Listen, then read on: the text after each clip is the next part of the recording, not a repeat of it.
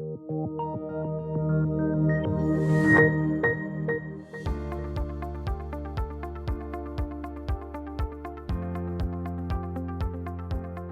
to the C-Suite at the Open video series with TMX Group.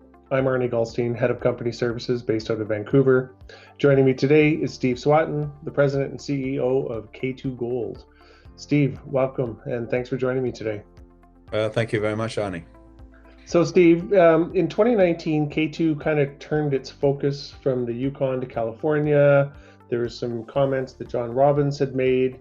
Do you want to expand on that, about the Mojave Gold Project and what K2 is all about? Yeah, sure. The early part of last year, in 2019, the company decided to switch focus to California, and it was more based on the decision that we recognized was a property that Chris Taylor, who you might know from Great Bear, mentioned to me that he'd worked on in 2013, and he cited it as one of the best things that he had seen. And therefore it was upon me to go down and take a look. And I'm a geologist by background, and I decided that yes, this was an incredibly, I could see the potential of it, both from a gold potential but also possibly a base metal.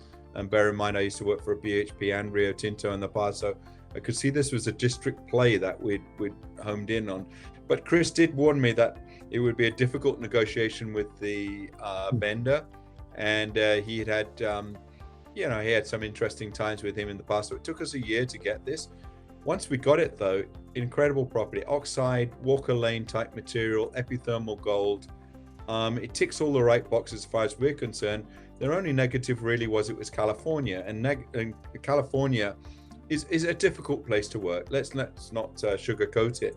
But having said that, with what's going on in the world recently, it's no worse than a lot of other places in terms of different political regimes have different mandates, but California by relative standards has stayed pretty well the same. And let's face it, we have two projects, one in California, one in the Yukon. Both are the sources of the gold rushes, and I would argue that this one that we have in California has a company smell to it. It's a large company smell to it. It's a large area, 50 square kilometers. It's got gold, it's got base metals. It even has the potential for a porphyry copper on site as well. Yeah. Well, that's very interesting. So what are your plans for the company and the projects moving forward? What can investors look for in the short, medium term here? Yeah, the last people to actually own this property was SSR Mining, Silver Standard as they were called before, and they actually applied for a drill permit, a helicopter-borne drill permit, and they were granted this permit. We are going to go ahead and drill.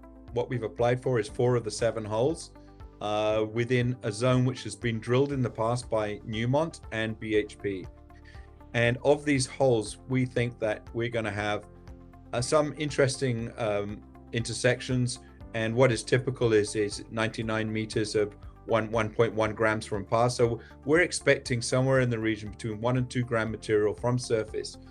And then what we're going to do from this is we're going to expand it to a 30-hole program in the future. But right now we're going to concentrate on this heli-borne program. That makes sense. I look forward to seeing the news flow on that. No. Can you talk to me about how COVID has or has not affected? Interesting question. It's a strange thing. In your county, where we're located, that 70% of their revenues derive from tourism.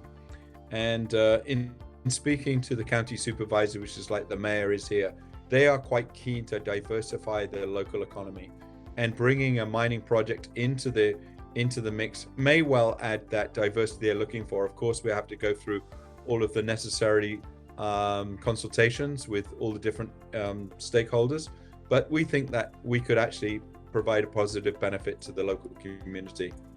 Well, that would be great. Any last thoughts you want to leave with potential or existing investors today? Yeah, I think the party has just started for us. I mean, we've been busily doing a bunch of field work on the ground. We've replicated a lot of the previous work that SSR, BHP, Newmont, Asamara, and a few others have done. But in 1994, up until 1994, this was in a wilderness study area.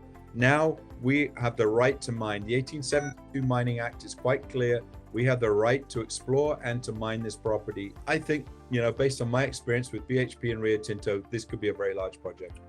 Well, that's fantastic. Steve, thanks for joining me today, and hope to see you in Vancouver soon.